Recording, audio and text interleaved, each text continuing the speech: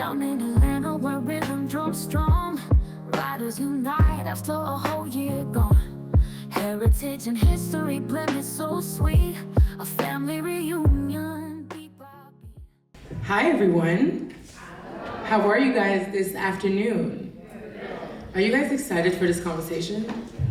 I am so excited for this amazing panel. I barely slept last night. I couldn't wait to meet you guys. So let's get right into it, shall we? Okay. So this is a question for all of you.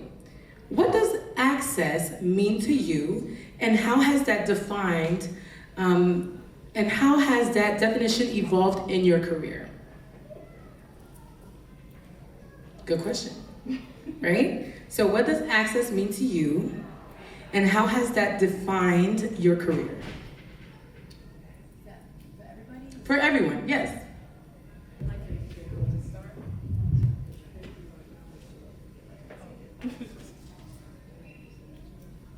Well, I guess, say the question again, sorry. So, what does access mean to you, and how has that definition evolved in your career? Access? Yes. Is there access in Hollywood? I mean, to other people, it's really no access. You kind of have to like pave your way, create your own access. So for me, it's me saying, I'm not taking no for an answer. Like this person may say no, but I take it as not yet. And I go to the next person, I bust down doors for myself. And for me, it's like giving back to other creators who don't have the opportunity to have quote unquote access, and bringing them along, whether it's packaging them with like a project or helping them become like attached to a project in some type of way. So to me, access, we have to provide the access to other people once we get in. I agree wholeheartedly. The path that you forge is the blueprint for someone else. And I think one of the largest mistakes that is made is listening to people that say, this is how you do it. Nothing that I've done has happened because I wasn't able to go through what was available. In fact, it wasn't available to me. So it's really about what makes sense to you. Making a connection that makes sense, finding your tribe is something that I talk about a lot, finding like-minded people. And until someone, strikes you as being that person that is following the story, then it might not be a story for them. But at the same time, it doesn't mean that it's not an opportunity for the next project. So, you find the places where you're able to build that path. I love it. I don't want to, say everything you guys said, but I totally agree. That's why I created my campaign, Create Your Yes, and we have shirts and hoodies, and we're teaching people how to be their own door opener. Because this is Thank you. Can you hear me now? Yeah. Okay. But that's the reason why I created my campaign, Create Your Yes, is creating your own door opener. Do not wait on someone to give you the opportunity. Take your own opportunity. Create your yes. Create what you want to create. If you want to write your books, if you want to write a film, if you want to produce a film, go out there and do it. Get your friends, get your colleagues, and make it happen. Create your yes. And that's the reason why I created that campaign, Create Your Yes, is to do that. Okay, so I think my perspective is a little different just because I'm not from the US originally, and I didn't start my career here. But when I think of access to Hollywood, I kind of think of it from a different perspective because I started off in finance, and to me, Hollywood is a business. So I look at it as pure like supply and demand and what is there. And obviously that's evolved, and that access to me looks more like barriers to entry to an industry. So here today at the Black Writers Weekend, I really want to encourage everyone to think of us as bigger than the US. And so bigger than Hollywood. So where does it come? We now have Nollywood, we have Bollywood.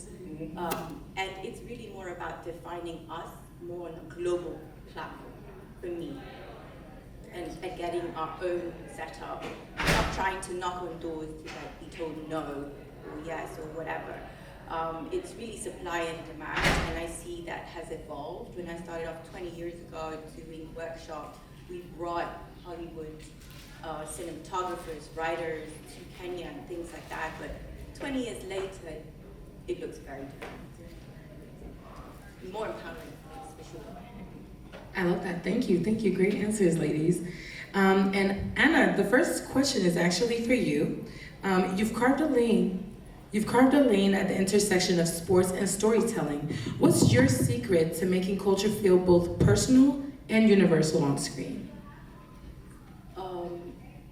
So, as I was saying, like a lot of things when I come from kind of looking from the outside, a different lens.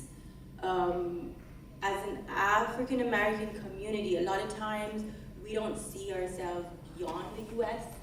And so a lot of times you might like put a joke, it might be just one liner in your script in a TV show, but it's just limited to African American community. And so you're already shutting down a whole other audience, just like a few jokes that somebody might not get.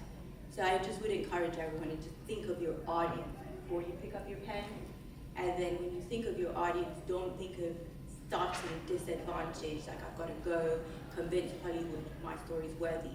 But actually think of your story in terms of who's my audience. It could be someone with that same issue that you're trying to describe in Brazil, in South Africa, somewhere completely different, where there are huge, lucrative markets available to you. And so when you write it, make it more like broader, so that anyone else can get it. That theme, whatever the core message is, make sure we all. I love it. And you said you're not from here, so for those that don't know, where are you from? I'm here now. Oh, well, yeah, now. You said that, okay. No problem. No, it's okay. Yeah, you might be here a long time, Jess. I've been around. Okay, that's fine. Sheena, the next question is for you, my dear. You've worn many crowns: author, filmmaker, entrepreneur, and advocate. Of all the callings you've answered, which has challenged you the most, and which one feels closest to your heart? I think filmmaking challenged me the most. Okay. Just, being around so many different personalities when we're on set, producing a project or even directing a project, just watching my movies or somebody else's movie come to life. It's more challenging than just sitting there writing a book. I have like 5 books out. But when I'm on set, it's just a non-stop situation. I'm always going, I'm always talking to people, I'm always problem solving. But it's more passionate for me because I love writing films. So to actually see my film on TV and come to life is worth it. Nice, thank you. Gia, question for you.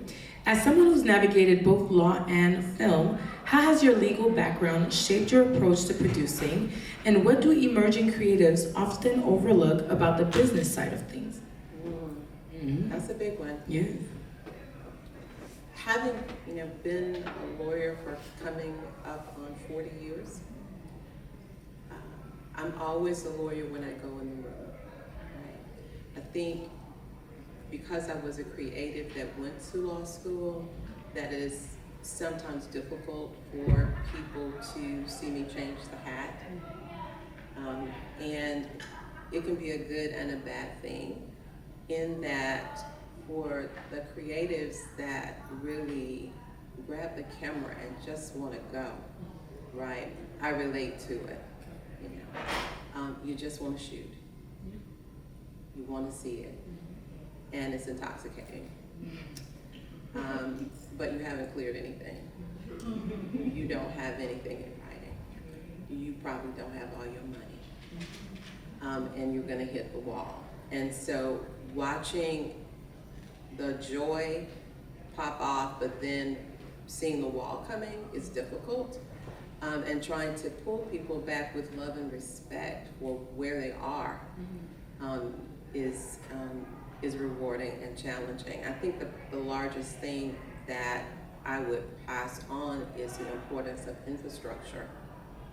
I have a call last night and where the wall has emerged, and my counsel was we're gonna put a pin in this, we're gonna take a beat for a couple of days, and then you've got to come back and determine how you're gonna work together, because you just started working, and now you're having difficulties that come down to communication that would have been placed in order if we had put a co-production agreement in place that talked about timelines and who was doing what and when, and kept bringing us back to have the conversation about where are we in terms of meeting deadlines, so that you wouldn't feel in a different space from the other person, they wouldn't feel frustrated with your efforts, and I would not feel like maybe my return on investment is going out of the window.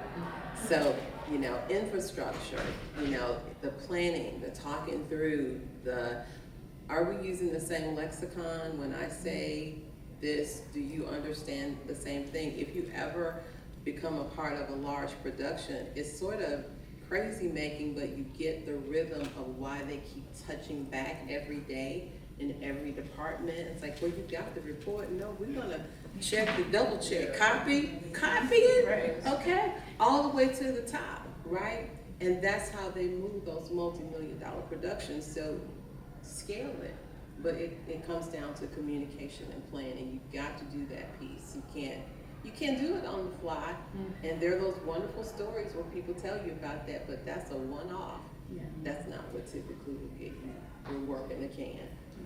That's good advice, because creatives just want to create. That's it. Tamra, Surviving R. Kelly was groundbreaking. I love the documentary, by the way. Yes. A round of applause for that. Yeah. What was the emotional and creative responsibility of producing that story, and how do you protect your peace while handling difficult truths? These questions don't pertain to me. No, just first of all, I didn't create Surviving R. Kelly because I was like trying to take a black man down, because that's what typically is said. But it was understanding the voices that hadn't been heard, like my other counterparts' voices have been heard. But I looked at us and I was like, we don't talk about what goes on or what happens to us, because that's what we were taught, not to speak about it and keep it in the family, that sort of thing. So when I was like aware of that, it was my duty as a black woman, not even as a producer, but a black woman and a mother, to make sure that these women's voices were heard. So the emotional part of it, I didn't go into it saying, we're gonna produce a documentary, this is what's gonna happen, he's gonna get arrested. None of that. I was just like, let's tell your story. I don't care if it's on Atlanta Live 11, like just get your story out there. So it became very emotional, taxing, when I realized that some of these women never went to therapy. They never shared their story because they didn't think anybody was gonna believe them. And I had to understand also, like as a mother, some of it happened when they were like younger and that sort of thing. So I think the pandemic, because I did it pre-pandemic, I started producing it, and then the pandemic happened, it kind of helped me recover from the first season. So it was like the documentary came out, and then like, oh, you've been nominated for this, nominated for that. I'm like, why do you get awards for something that we should be talking about anyways? So it was like mind-boggling to me that you actually can get awards for these type of stories, because I came from reality TV. That was my first documentary, and that was my first time executive producing. I was just a producer on the other ones, but I was just like, why? I felt bad because I was getting nominated for awards and all these achievements and things that I didn't even know existed, and so I had this guilty. I had this guilty conscience because I didn't do it to be known or to be famous or anything like that. I really wanted these women's stories to be told. And so during the pandemic, it allowed me to actually go to therapy, because I was holding so many people's secrets. People that didn't want to talk on camera. There's so many more women that told me stories off camera. And at the end of that documentary, I was very proud of it, but I was more proud of the women and the families that spoke up for their loved ones And when the network asked me to do it again, I said no. I said, I can't do it. And then they said, Tamra, this is your baby. Like, this, you started it, you have to finish it. And I remember Bree Bryant, she was the head at Lifetime, and she said, T, this is yours. You have to finish it. I still said no. You can't pay me enough money, you can't do anything. I said no. And then, thank you. Oh yeah, I'm a crybaby too, sorry. And then it was one of the victims' mothers said, Tamra, you helped us out so much, like we can't do this without you. And I said, well, I'll do it for you, but I'm not doing it for a network or a check or anything like that. So we did season 2. And then I said, but I cannot do like I did in season 1. I can't be as attached to it. So we would end up hiring a showrunner, an EP that was far removed emotionally because I couldn't produce like I was supposed to produce because, you know. So then we did that, and then they wanted to follow the trial. And I said, I thought you guys said we're done after season 2. Like, you know, so we followed the trial, and then at the trial, I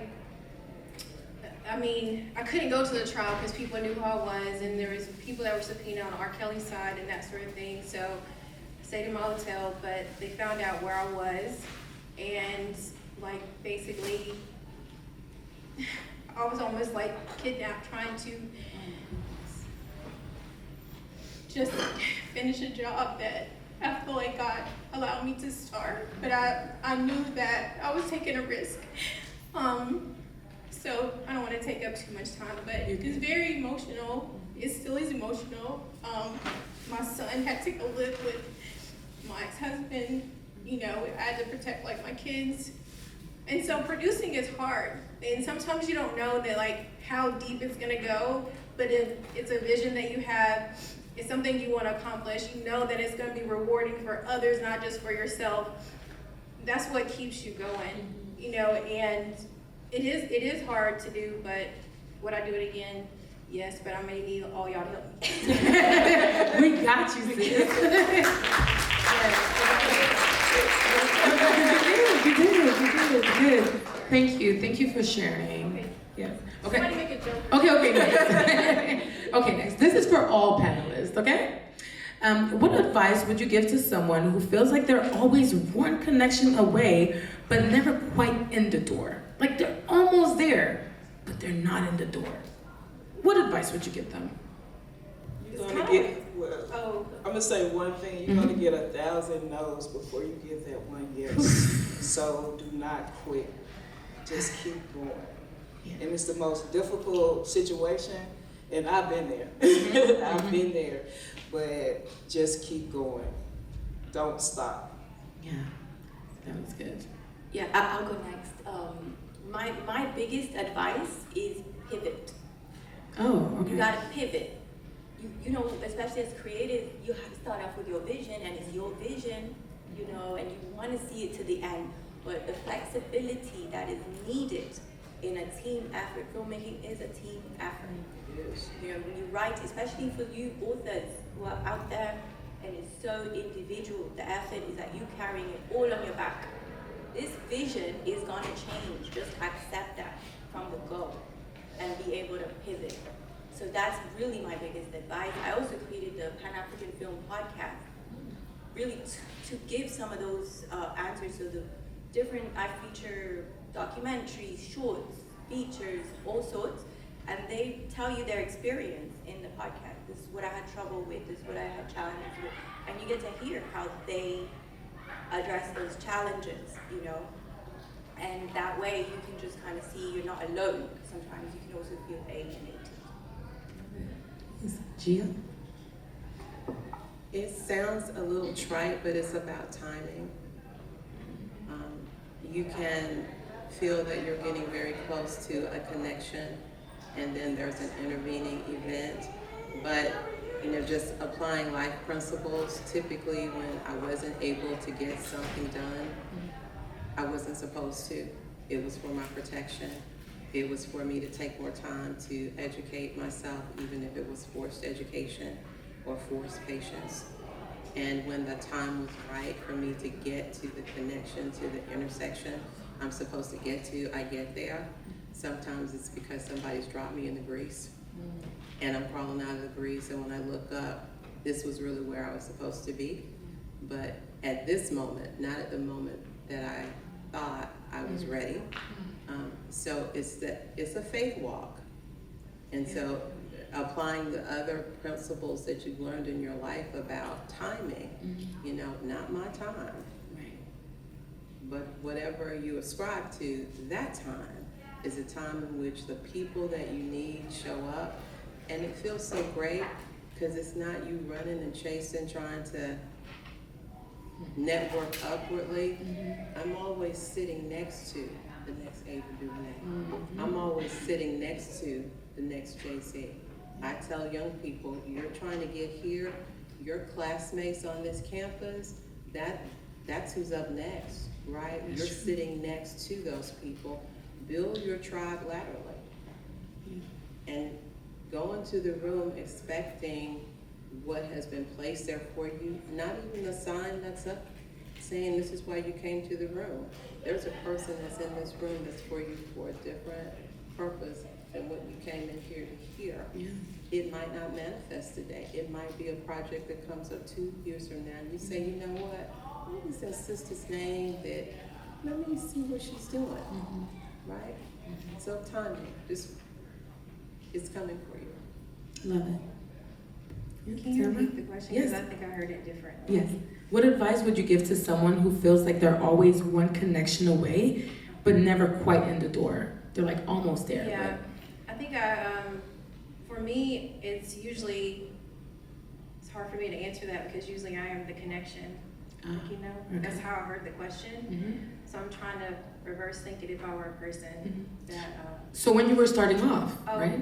How did you did you ever have opportunities when you were like, Yeah, so I think that if say you're a writer and you got everything, your package is together, now you want to try to figure out who you're going to pitch it to and who you're going to go to, but you don't have that connection. It's kind of like what Gia said. You got to go to like certain events, look up and see like who's going to be where, buy you a ticket, go to those events and like network. Networking is really, really the way in Hollywood because it's relationships. You can have the best idea, you can have the best director, but if you aren't really like that director has to be connected also to a network. So I believe having a network is really, and then like what Anna was saying, the flexibility, because sometimes people, I've read scripts and I've read documentaries and docuseries and I was like, oh, can you change just a little bit? Are you open to change? Some people are like, no, I'm not changing anything. I'm like, okay, well, it's gonna stay in your computer. I don't know what to tell you. But I was like, if you change this, then, it may help you just to be flexible. It's very hard, I must say, for writers to be flexible because that's their baby. They're married to it, and so I'm like, I know this is your baby, so I tiptoe around, and that's why I was joking with Anna. She's very blunt and direct, and you need to do this, you need to do that. And I'm like, oh, it's good, but baby, so you have to be very careful. But a lot of writers are like, I want to write it. I don't want anybody else to write it. I'm like, look, I've sold a script, I sold a show without a script before. When I realized that I could sell a show without a script, I was like, why are people writing? Because they might change it anyways, or the network has their own writers that they want to pull in, or they're like, oh, Sheena's great for this, so you also have to be open to not just it being you, that your project is, that your project is partnered with, you have to partner with other people as well and be open to that. I feel like that's where half the battle is connecting. You connect to the right people, but you're so stuck in your ways. Nobody can help you. Yeah. I used to be like that. I had to learn to let it go. A lot of my mentors, they got movies on BET, 10 movies, and when they send me back my script, they're like, oh, change this. I'm like, But now I'm so open because I'm trying to get to a certain level in my career, so I'm listening more, I'm following directions more. So when my mentors send stuff back and this needs to be changed, I'm listening because I'm like, this dude got 10 movies on BET, so listening to him. Yes. So you gotta be open to change. Okay. I will also say that like having access to like Hollywood, this is how I use my access. I get what's called network mandates from the studios. They're like, these are the scripts, these are the stories that we want. So to me, it's like an inside look. But if I know I'm a creator and I don't have that connection, but I'm connected to Tamra, like I would connect with someone like me and be like, hey, do you know what the industry is looking for or what they're open to? I might have something. And just asking someone that, you know, like not being, you can DM people. I answer DMs, do not DM me. No, I'm just kidding. I answer DMs all the time. And I'm like, you know, some people, they just generally have a question. Yeah. And they're like, oh, I follow Tamra, like, let me just ask her a question. And being open to other people, because you know that you were once wanted to be in a position that someone else is in, and so to me, that's how you give back to like the other creators. I did not want to be in television. I went to school, got a degree in chemistry, went to law school. I could have been here with like Gia, but I quit. And now I'm a TV producer, but I'm like, why? It's not for me, it's for everybody out there that's creators trying to get in. So like when people connect with me, I take that like with intention. Like that's literal. I love it. I love it. So what's a moment in your journey that reminded you were exactly where you're meant to be? Yes. You want me to keep going? No, this is for everyone. Sorry. Oh. Sorry. Yes, all the questions are for everyone. Yes. Well, I can just to sum up what I was saying. Yeah. I didn't know that I was supposed to be in TV. I would ask God all the time, like, why do you have me here? I didn't even watch cable growing up. We didn't have cable TV. I think I told my age. But we didn't have cable TV. So I'm like, why would I be in this position? But if he knows that I'm going to reach back and bring in somebody that wanted to be in this position, and I'm going to be the door that's like closed, quote unquote, but I'll be the open door. I believe that's why he placed me in this position, because he knew I would share it with other people. And that has been a downfall of mine, but in hindsight, because like, you know, my team will tell me all the time, like, oh my God, you take on so many people's project. I'm like, so what? Like, what does it hurt to like talk to somebody about their project if we're able to do that? And that's what, you know, helps that creator keep going. They don't have to be, you don't have to be attached to Live Always Productions. Like I can give you some connection to like Sheena. I'm like, oh, she's always looking for Christmas scripts. Are you looking for Christmas scripts? You know, but I might know somebody. I might not can help you, but I can connect you. Right. So I think that's why I was placed in this position. I love it. I just wanted to jump on to Yes. that because it's very important what she's saying for this community in terms of when you transition from an author to a screenwriter, you have to bear in mind it's a little different for features because it's still kind of a baby that you're building. And when you go into TV, it is so much more about the industry. And yes, I'm a lot more cutthroat because I came from finance, so I know what they're looking for. And you have to tick those boxes. So as a writer, you are in service of the story. You're not bringing your story, you're bringing what you can add to the story. If you're going into TV, and this is just fresh in mind, that's why, because I'm going to LA for intensive workshops on TV writing. So writing a spec, you're literally, for TV, you're putting yourself in the mind of an existing project and what you can bring to it. It's very different to I have a story. You're saying I'm a good writer and I can adapt to your story and add to it. So I can take what's already made, it's got a seed, like you said, there's already a product. It's a whole TV series. What can you add to that writer's room? You're in service to the story. So you got to develop your skill set in terms of writing for the audio and the visual. It's that somebody else has dictated and directed the tone already, it's set. And so that's how you develop your strengths, etc. But you're really in service to the story. It's not the story servicing what you want to say. It's the other way around. So that's a key difference, I think. Thank you. Anyone else? That's the defining moment that made you Defining realize. moment. Well, I did a lot, and still do a lot on the music side of the industry. That's really my was my entry point. And I just kind of blending it all together about what this weekend is about and why we're here together. For a period of time, I ran a studio, and I was able to bring people in that I knew would not get in any other door, right? And whether or not you think it's going to win an award or whether it's your cup of tea, but to give people the opportunity to express, to start making the steps toward what is their greatest work, what is their golden moment, starts with someone opening the door for them. So all of my interns look like me, all of them, okay, unashamedly, unapologetically. And by doing that, and getting an opportunity to put them in places that they would not normally be. So I represent GB Productions, which is the production house that has done the Wu-Tang documentaries. So I was able to put a kid just out of college into post on that project. So what does that do for him?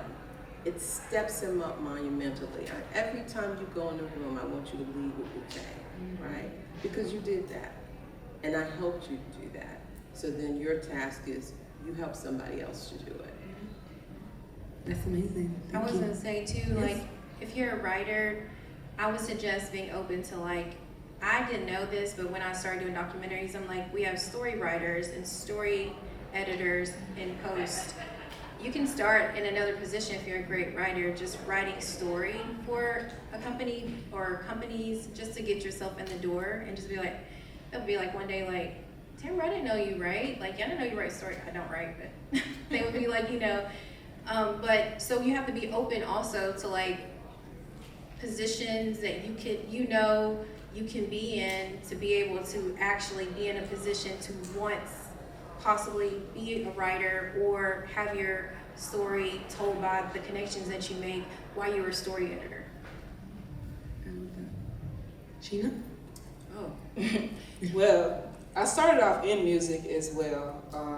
You know, music was everything to me with my legendary family, Reverse, and I had a job that I was doing account management for a lot of different celebrities on tour, like Chris Brown, Lil Wayne.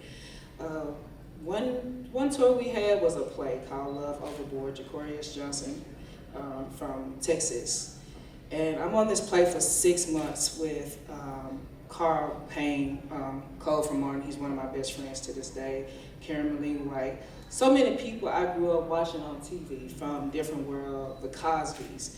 And I'm looking at this black man, Jacorius Johnson, and he's just doing his thing with his plays. Every city, you know, we're just going at it. And it just brought me back to my childhood of when I used to love acting and being on stage. And that was the time Tyler Perry first came to Atlanta, so it was some opportunities. When I got off tour, I started going back into acting. So I did a few roles for Tyler Perry and other TV films. And I wanted to do something else. I remember watching Kim Fields' mom, what's her name, Chippy Fields. She was the director on Meet the Browns.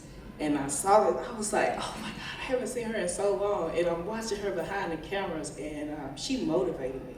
I'm like, this black woman is just doing her thing. And I didn't even know she was directing Meet the Browns. I thought Tyler Perry did everything. But, you know, Chippy, you know, me and Chippy had a conversation, and I'm like, you know, I really want to learn some stuff behind the scenes. And she said, okay. So she said, start off as a production assistant. And that's what I did. I started off as a production assistant. I did a few films as a production assistant. And from there, of course, I think I can run everything. So I was like, I'm going to start my own production company and do this.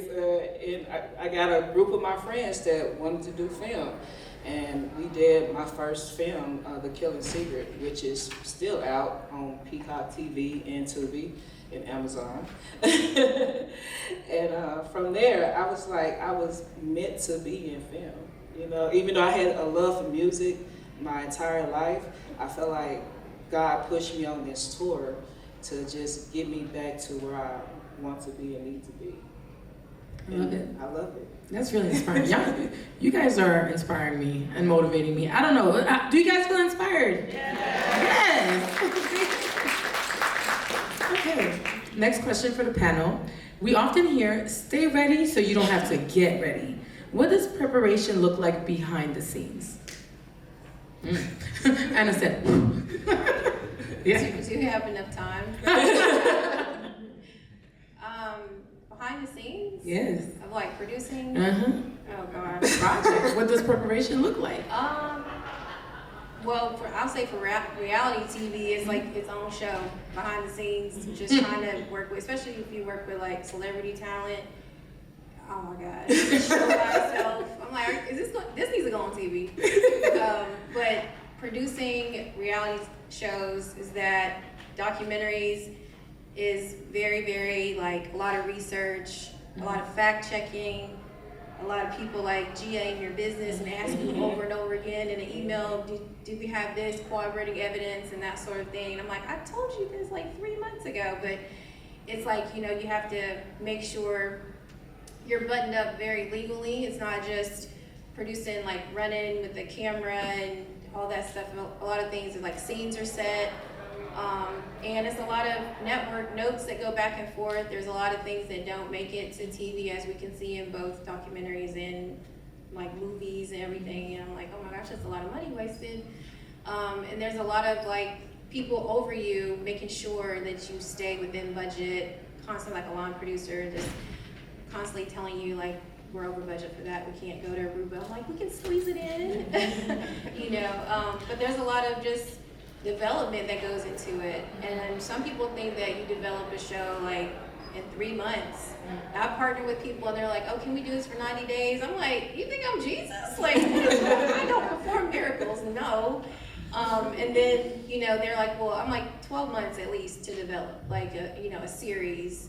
But I know when it comes to like scripts and things like that, it could be years. Like we heard some pitches, people worked on it for 15 years. I was like, that's like Job in the Bible. I don't have that patience. That's a long time. But if but behind the scenes, it does take a lot. It takes a lot of people and working together for a production to happen. You can't just do it by yourself. Sheena. Not very good at all. Got the camera out. He said, and cut. Yes. Anybody else want to add to Well, that? you can do it all, but it's just going to be It takes a team. Yeah, I can go next. I think for me, I actually work sorry to say. Everything is the opposite for Anna. Sorry. To be that person. But like, I guess because I started off in finance, like I over-research things. I want the money first. So for me, it's the other way around. Like I've done a project where I've done the research for 20 years. It's scaling back. So what are the essentials for preparation? For me, I usually scale back. Like, okay, don't overthink it, don't over-research. But for anybody, the essentials for me is, and this goes for finance, producing, writing, know your audience. So I can't go somewhere and not know my audience. If I'm pitching, I need to know that person who's potentially giving me money. What are they looking for? What have they funded in the last 2 years? What is their 5-year kind of plan? Like what are they looking for? So that basically by the time you're speaking, it's not falling on like unfertile ears. You're kind of talking their language. And that comes with researching your audience. So, and then again, to translate that in the actual content, this is little Anna in high school in Nairobi, Kenya. We used to watch reruns of like the Eddie Murphy, again, I'm giving my age now. But like, Eddie Murphy, VHS tapes, all the way there. Because he went, like there were a lot of stand-up comedians around that same time. But like somehow they didn't translate to a broader audience. If you watch Dangerous by Eddie Murphy, every joke is just global. You could get it anywhere. He's doing all these scenes, but everything, you could catch it wherever you are. And there's just little tweaks that will broaden your audience. So that's really key in terms of starting off with who am I writing for? And if it is just an African American story, then that's great. But at least you know. At least you know who's going to buy it, who's going to watch it. And you know who's your target. But if you're looking for more, make sure that the person who's watching it can understand. I think that behind production, the work is always about team and having a better definition about inclusion so that you are able to assess audience, demographic, am I in the right zone, comes because you have people of all ages, people of all backgrounds, people of all levels of experience that are in your go-to bucket. So if someone talked to me about a project today, I would know in my mind there are about 4 people that come immediately to mind that I think are just stellar producers. They're gonna come in and their ideas are always on point and they're always open. We have wonderful, lively, intellectual debate, all for the good.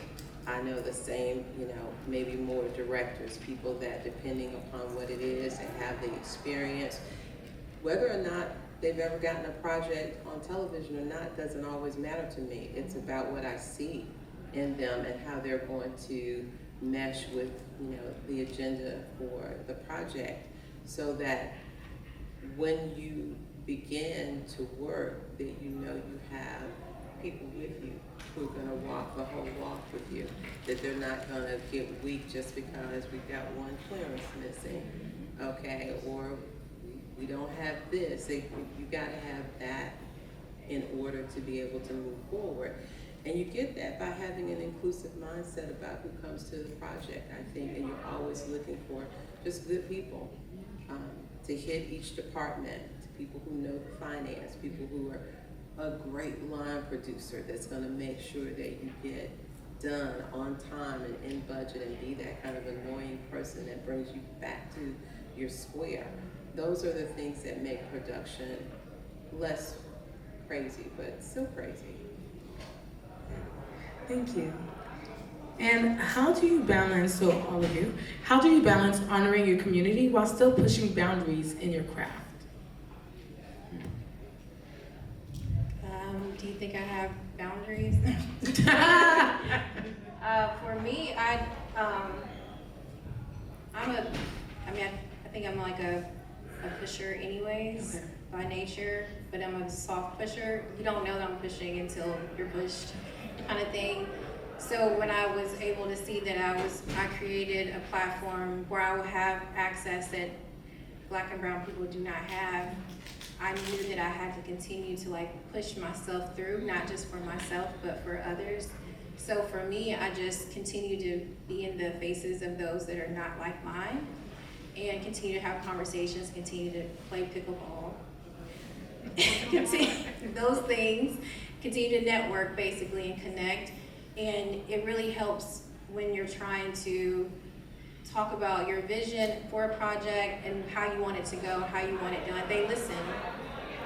But if you're not a person that doesn't have that platform, it's a different answer. But for myself, I knew that I had created this platform to where I can continue to be in those rooms so I can bring others into the room with me. We have time for one more panelist to answer the question. Well, I'm about creating opportunities in teaching. Okay. So, when I see young people trying to get in the field, I'm open with, teaching them, having them on set. People hit me up all the time. Don't DM me, but no, I'm just playing. But I try to answer everyone's question because I remember when I was in that situation and wanted to know the simplest things, and I had people turn their head to me, but these are the same people now that want to work with me and collab with me. So that's the reason why I'm always open to answering questions. It might take me a while to respond, but I try to respond to everyone. That's amazing. Thank you. So now we're going to open our Q&A session. Yes, of course. I was gonna say for those authors Yes. that have books or that you're writing books and you're publishing your books, you guys are in demand in Hollywood because if you look at Netflix, you look at Hulu, you look at all these streaming platforms, they literally everything's by a novel, based on this book, based on this. So that's how you kind of know it's your time. So by us being at Black Writers Weekend, I'm assuming that you guys are authors and things like that. I can sell more scripted shows now than I can documentaries, just because it's based on a book.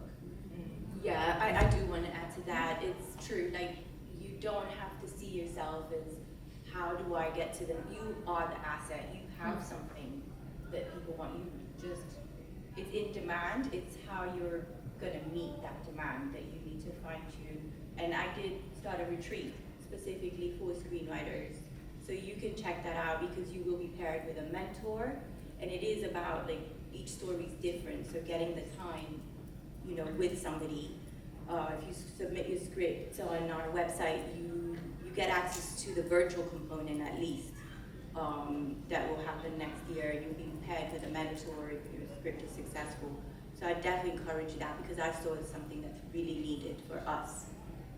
And what is the name of your retreat? It's the Pangea Writers Retreat. Okay. And the format, again, is Pan-African. So we launched it last year down here in on the Gullah area, where we did our first retreat. And it was funny to see somebody here from the retreat yesterday. It was really great.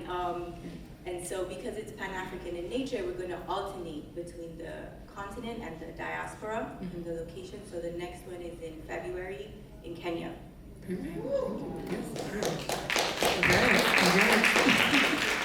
Thank you. So we're going to open the floor to Q&A.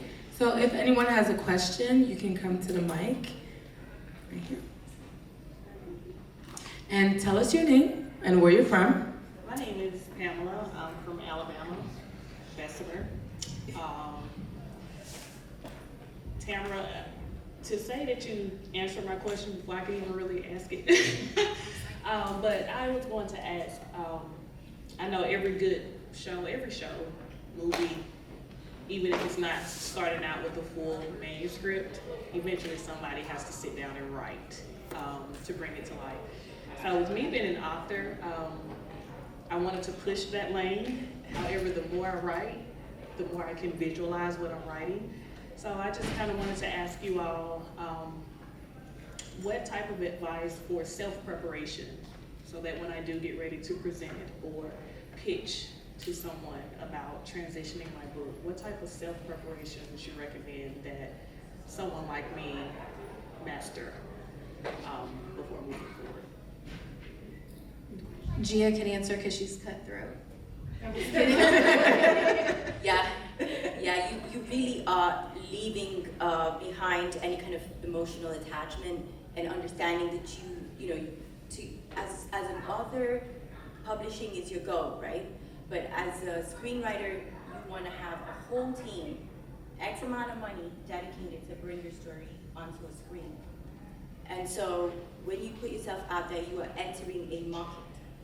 So yeah, you need to do your research as to your audience, who are these investors you're talking to, how you could pitch it in terms of, there's specific, obviously, you could research that on your own specific elements that are required, you know, deck, budget, etc. But in terms of your personal preparation, you do have to detach a lot. And in fact, in the retreat, the theme of the retreat next year is writing the silence.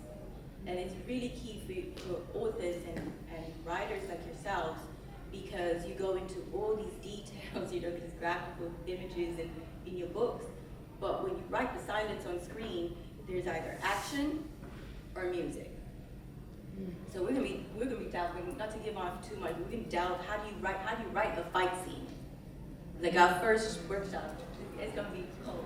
I like that. The right fight. That's what how do you write like each movement? You know, like lots of screens, if you read screenplays, read a lot of screenplays too. You see, I'm going to the research library down all screenplays. You see the fight scenes. I'm particularly interested in action thrillers, so that's what I do. But you go to an action, they fight.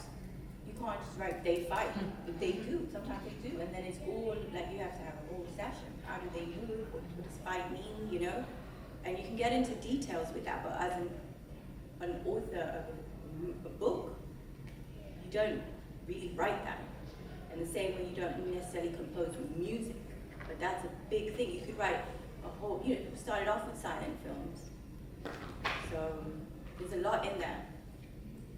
I think also if you if you know actors, people who want to explore that even, to allow them to play with the words, because there's something very different that happens when we've gone through all of the table reads, where we actually give it to the actors, and they tell you, I'm stuck, I can't move, it takes me too long to get this out. So it's a process. If you think about a film that did wonderfully commercially, Girls Trip, 17 rewrites. It's not a complicated plot, but 17 rewrites to get what we saw and that everybody wanted to continue to see. And another suggestion that I would make for you, I write, I have a radio broadcast that I did. I'm an attorney, I pitch and post things up for other people all the time. I have a literary agent. My project is for a specific demographic, and I wanted to move in a certain place, and I wanted to go to a certain level in an area that I haven't done as much with. So I have a literary agent, Robert Walker. I suggest, explore that and see what that conversation might add to you in terms of knowing how to get what you're trying to get out there with the right professionals. Down in Atlanta where rhythm drums strong, riders unite after a whole year gone. Heritage and history blended so sweet, a family reunion beat by beat. Ink on the page, hearts in a dance, past meets the future at every chance. Creativity flows like a beat so true, a family reunion, this joy is for you. Good vibes all